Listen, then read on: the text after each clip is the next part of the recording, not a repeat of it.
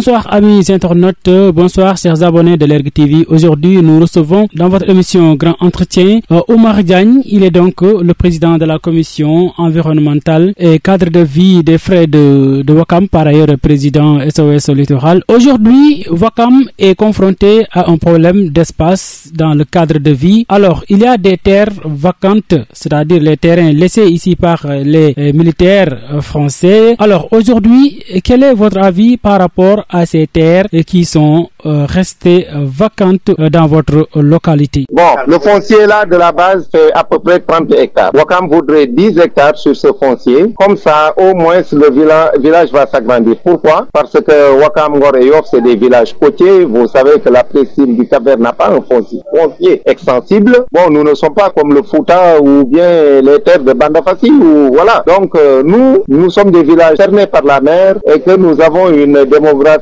exponentielle. Alors, aujourd'hui, la démographie, bon, dans nos localités là, donc, on dépassait les normes. Voilà. Donc, si l'indicateur à Ngor, je l'avais dit, un habitant de Ngor ne vit pas dans un mètre carré. C'est aussi valable qu'à Ouakam. Tu vois une chambre qui est partagée par une dizaine de personnes et qui se relaient les heures de sommeil. Donc, voilà la situation que nous vivons et nous en alertons l'État et nous en appelons à la raison à ce nouveau régime-là et nous interpellons le notre président de la République, son Excellence Bassirou Diomaye Diakhar Faye, qui a un pouvoir discrétionnaire aujourd'hui d'affecter ce foncier, de penser à l'extension du village de Ouakam, parce que Ouakam a été spolié par la République. Il y a une vingtaine de cités à Ouakam, Assegna 1, Assegna 2, Assemblée, CESPI, magistrats, communauté urbaine, etc.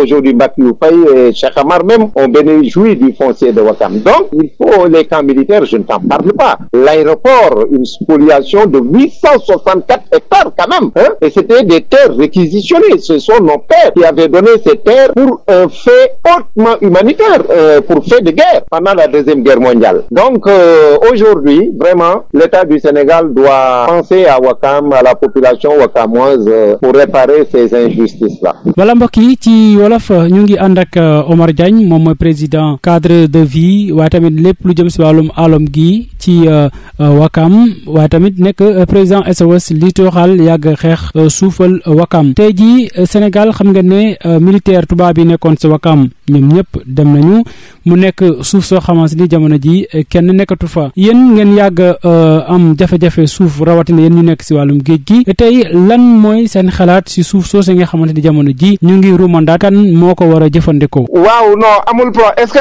xam nga ne man si base bii nekk Ouakam nii est-ce que xam nga ne liggéey naa fa 35 ans voilà donc man fa laa defee sama carrière professionnelle doublement donc non seulement travailleur bu ñu licencié là mais Ouakam laa dëkk bon on parle de l'emprise foncière là vas-y soo poser ces questions naa le répondre bon écoute waa Ouakam il faut ñu xam ne la République ce nouveau régime que Ouakam dañ ko spolier de ses terres avec le décret 93-522 décret boobu moo déclaré Ouakam zone spéciale d'urbanisme. Bon Ouakam lii mu abrité ci camp militaire amul benn dëkk bu ko am muy benn. Ouakam toutes les institutions de la République presque sont à Ouakam li ko dalee ak ay institutions internationales depuis Assegna 1 Assegna 2 cité Assemblée nationale cité Assemblée des magistrats les enseignants du supérieur communauté urbaine lii lépp ay cité la yu nekk Ouakam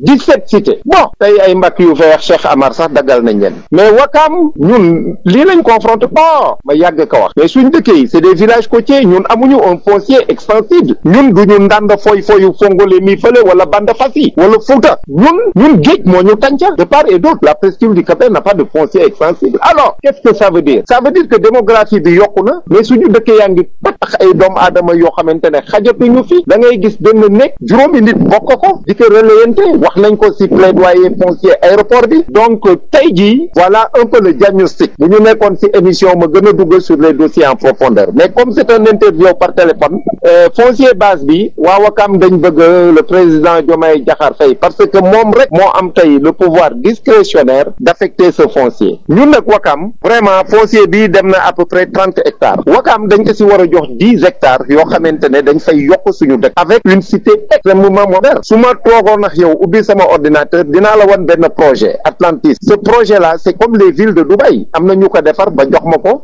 voilà doon si laaj sama xalaat léegi daal ñun daal bëgg nañ vraiment 10 hectares si foncier base bi ñu jox ko dëkk bi état bi superviser ko mu bañ a am ay xam nga voilà surenchère yu mel noonu état ñu bâtir fi une cité nouvelle pour les Wakamois un habitat social loolu daal lañu wax waaw lañ soxla. jërëjëf monsieur Omar Diagne amoon mbégte bu baax a baax dalal la ci Lergui TV comme ni ñu koy defee saa su ne rek lépp li nga xamante ni dafay lëntëm ci bëtu askan wi fii ci Lergui lay leeree kon yéen a ko déggandoo Wakam lu ñu bëgg nag jamono ji mooy nguurug Sénégal jël si suuf soose nga xamante ni moom la tubaab yi nekkoon militaires yi jël lu toll ko fukki hectare jox ko askan wi tabax fi tamit ay cité yoo xamante ni mën nañu fay dëkk waaye tamit espace yoo xamante ni seen i doom mën nañ fay maanaam féexloo mu nekk bërëb yoo xamante ni bërëb yi mucc ayib la kon mi ngi noonu xam naa ne peut-être incha allah lii lee dana toq ci nopp gouvernement bu Sénégal ñuy xaarandi ban réaction